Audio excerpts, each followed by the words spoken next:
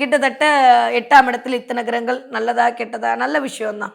அப்புறம் 9ஆம் இடத்துக்கு மாறுச்சு. ரொம்ப நல்ல விஷயம். ரொம்ப நல்லவைகள்லாம், பாக்கியங்கள்லாம் வந்து சேர்ந்து கொண்டு தான் இருந்தது. ஒரு 15 தேதிக்கு மேல அப்படியே லைட்டா நல்லா இருக்கே அப்படின்ற மாரி போச்சு. இப்ப அடுத்து பிப்ரவரி 1ஆம் தேதி ஆரம்பிக்கும்போது 2ஆம் வீட்டு அதிபதி ராகுவோட சேரப்போகிறார். ரைட்டா? தப்பா? பார்ப்போம். அடுத்து ராசிநாதனும் போய் ராகுவோட 6ஆம் தேதி சேரப்போறார். ரைட்டா? தப்பா? பார்ப்போம். அடுத்து 12ஆம் வீட்டு அதிபதி 23ஆம் தேதிக்கு மேல வந்து பார்க்க போறாரு. ரைட்டா? தப்பா? பார்ப்போம். 4ஆம் வீட்டு அதிபதி ராகுவோட 12ஆம் தேதி நைட்டே எந்திரிச்சு 13ஆம் தேதி போய் என்ட்ரிய போட போறாரு.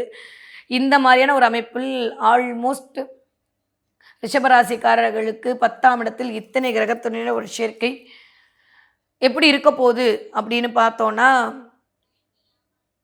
இப்படிதான் இருக்க போகுது.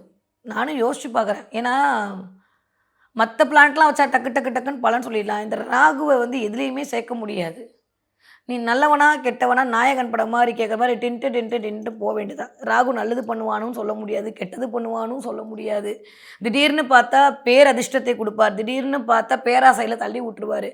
அது உங்களுடைய ஜனனகால ஜாதகத்தில் ராகுவின் பொசிஷன பொறுத்து, ராகுக்கு யார் பார்வை குடுக்குறாங்கன்றத பொறுத்து, அதெல்லாம் தாண்டி உங்களுடைய 11ஆம் இடத்திற்கு எந்த சுபகிரகத்துடைய பார்வை இருக்கிறது என்பதை பொறுத்து, அதாவது உங்களுடைய காலபுருஷனுடைய 11ஆம் வீட்டுக்கு எந்த சுபகிரக பார்வை இருக்கு என்பதை பொறுத்து இந்த அளவீடு என்பது தீர்மானம் செய்யப்படும்.